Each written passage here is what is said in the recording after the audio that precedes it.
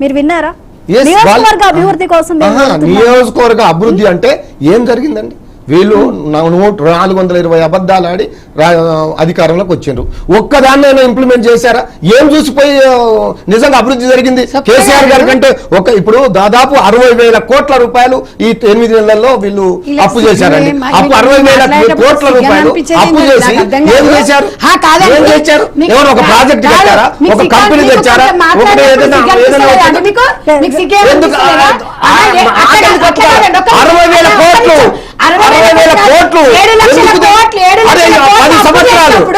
10 సంవత్సరాలలో ప్రాజెక్టు కట్టిన సీఎం గారు సామాన్య ప్రజల దగ్గరికి వెళ్తుండండి. ఎందుకు? ఏం చేయడానికి ఓడుకుంటలేడు. కేసీఆర్ గారు ఈ రాష్ట్రాన్ని సాధించారు. ఈ రాష్ట్రం తెచ్చిన వ్యక్తి కేసీఆర్ గారు ఈ రాష్ట్రాన్ని సాధించారు. ఈ రాష్ట్రాన్ని అభివృద్ధి చేసిన కేసీఆర్ గారి కంటే ఒక్క పని బీఆర్కే సందర్భంగా నేను అడుగుతున్నాను. ఒక్క పని చెప్పాలండి. కాంగ్రెస్ పార్టీ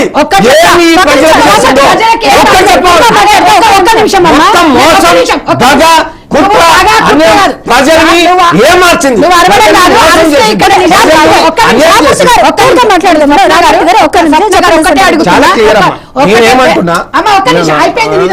నేను దానికి సమాధానం చెప్పాలి. ఇలా వెరీ క్లారిటీగా 8 నెలల్లో మేము ఏం చేయలేదంటే 10 నెలలు ఏం పొడిచారు ఒకటి. అరే ఆగవయ్యా, నేను ఇంకో క్వశ్చన్లు వేస్తున్నా, నువ్వు ఆగు. నేను అనేది ఏంటంటే 8 నెలలు వీళ్ళు ఏమన్నారండి? తెలంగాణ ఉద్యమ నాయకుడు అన్నాడు. ఎస్ 100% కేసీఆర్ గారు ఉద్యమ నాయకుడు నేను కాదనను. ఇప్పుడు ఒక ప్రతిపక్ష నాయకుడిగా ఎందుకు నువ్వు లోపల ఎందుకు దాచుకున్నావు? అరే ఒక్క నిమిషం,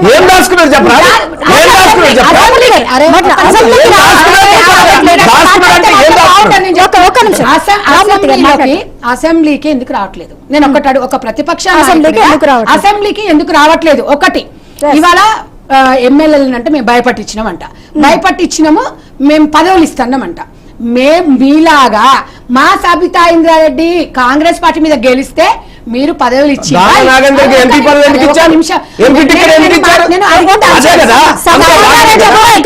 మాట్లాడితే నేను ఇంకో ఆయన రామ్మూర్తి అన్న మాట్లాడినప్పుడు నేను రాసుకున్నా. వాళ్ళకి నేను కూడా అడుగుతున్నా, తెలంగాణ ప్రజలకు కూడా అడగాలి, తెలవాలి వీళ్ళు ఏం చేసిండ్రు, ఎలాంటి నీచాతి నీచ పనులు చేసి సంకల్ గుద్దుకోవడం కాదు. గతంలో అంటే వీళ్ళు చేస్తేనేమో సంసారం, ఇంకొకటి చేస్తేనేమో ఇంకో రకంగా అన్నట్టు. నేను అనేది ఏంటంటే మీకు అసలు మాట్లాడే అర్హత లేదు. ఎందుకు అంటే గతంలో 12 మందిని తీసుకున్నప్పుడు మేము కూడా ప్రతిపక్షం లేకుండా కనీసము ప్రతిపక్షం నాయకులు లేకుండా 5 మంది ఎమ్మెల్యేలను పెట్టుకొని కూడా ఇలా కాంగ్రెస్ పార్టీ ప్రజలలో ఎంత బలంగా ఉందనేది ఒక సంకేతం.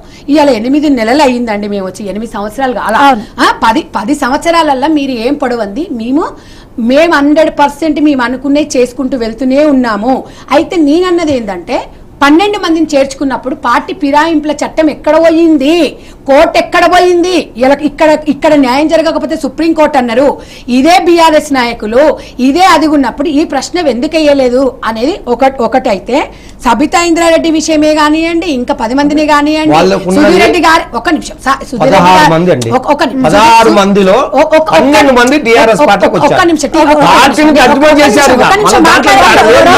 మాట్లాడిన తర్వాత ఏంటంటే ఇంతగానం అది చేస్తున్నప్పుడు ఇలా స్పీకర్ అండ్ కోర్టు 2 సమానం, వాళ్ళు తీసుకుంటారు. మీరెవరు మాట్లాడడానికి?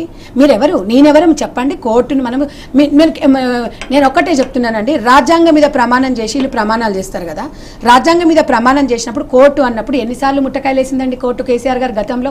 మరి ఎప్పుడన్నా కోర్టును ఎప్పుడన్నా కూడా వీళ్ళు రెస్పెక్ట్ చేసిండ్రా?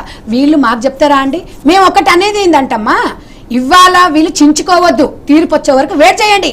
అప్పుడు మీరు ఉప ఎన్నికకి వెళ్ళినప్పుడు స్వీట్లు పంచుకొని తిని అది చేసుకోండి. నేను అనేది ఒక నిమిషం అమ్మ, నేను అనేది ఏంటంటే ఇవాళ కేసీఆర్ గారు, కేటీఆర్ గారు, హరీష్ గారు 10 సంవత్సరాలకు మీకు కల్వకుంట్ల ఫ్యామిలీకి తెలంగాణ రాష్ట్రం మీకు అధికారం ఇచ్చింది.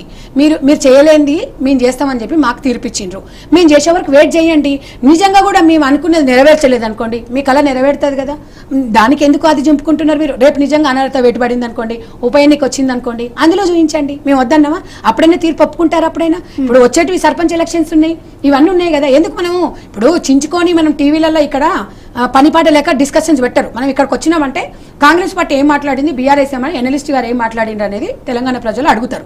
కాబట్టి చించుకోవడము ఇవాడ ఎవరు ఏం మాట్లాడడం అని కాదు, ఇది వాస్తవము. మేము కోర్టు తీర్పు ఏమొస్తుందో చూస్తాం. సరే, గతంలో కూడా కోర్టు ఇట్లా స్పందించినుంటే ఇవాళ తెలంగాణ రాష్ట్రం ఈ రకంగా అయ్యేది కాదు అనేది నేను. ఓకే, సంగారెడ్డి గారు ఒక నిమిషం ఉండండి. రామ్మూర్తి గారు, గతంలో చూసుకున్నట్లయితే టీడీఎల్పీని అప్పుడు టీఆర్ఎస్లో విలీనం చేశారు, అదేవిధంగా సిఎల్పిని కూడా విలీనం చేశారు. అలాగే బట్టి విక్రమార్కకి ప్రధాన ప్రతిపక్ష హోదా ఏదైతే ఉందో విలీనంతో అది కూడా పోయింది. అయితే ఓవరాల్గా మనం చూసుకున్నట్లయితే 40+ అంటే 2 ఎన్నికల్లో చూసుకున్నట్లయితే 40+ ఎమ్మెల్యేలు కానీ ఎమ్మెల్సీలను కానీ టీఆర్ఎస్ ప్రభుత్వం అంటే ప్రస్తుత బీఆర్ఎస్ ప్రభుత్వం తీసుకోవడం జరిగింది. అది వివిధ పార్టీల నుంచి, ఒక టీడీపీ అవ్వచ్చు లేకపోతే కాంగ్రెస్ అవ్వచ్చు, ఓవరాల్గా పక్క పార్టీలోంచి గెలిచిన వాళ్ళు. మరి అప్పుడు ఈ ఫిరాయింపుల చట్టం గుర్తు రాలేదంటున్నారు. మీరు 2/3 ఉంటే తీసుకోవచ్చు అని చెప్తున్నారు. కాకపోతే నైతికత అనేది ఒకటి ఉంటుంది కదండి. ఇక్కడ కాదు, ఇప్పుడు తెచ్చింది వాళ్ళ నాయకుడు 1985లో రాజీవ్ గాంధీ గారు పార్టీ ఫిరాయింపుల చట్టాన్ని తీసుకొచ్చారు. మరి ఆ రోజు నుండి ఈ రోజు వరకు 60 సంవత్సరాలు ఏలింది వాళ్ళే కదా మొత్తం. మా పార్టీని కూడా వైఎస్ రాజశేఖర రెడ్డి గారు ఉన్నప్పుడు మా 27 మంది మా పార్టీ ఎమ్మెల్యేలు గెలిస్తే దాదాపు 12 మందిని ఎమ్మెల్యేలని తీసుకున్నారు, అక్రమంగా కొనుక్కున్నారు. మా పార్టీ మళ్ళీ మేము రాజీనామాలు చేసి మళ్ళీ 27 మంది తోటి మేము పోటీ చేస్తే మేము మళ్ళీ 7-8 గెలిచాము. కాబట్టి మాకు మేమేమంటున్నా, గతంలో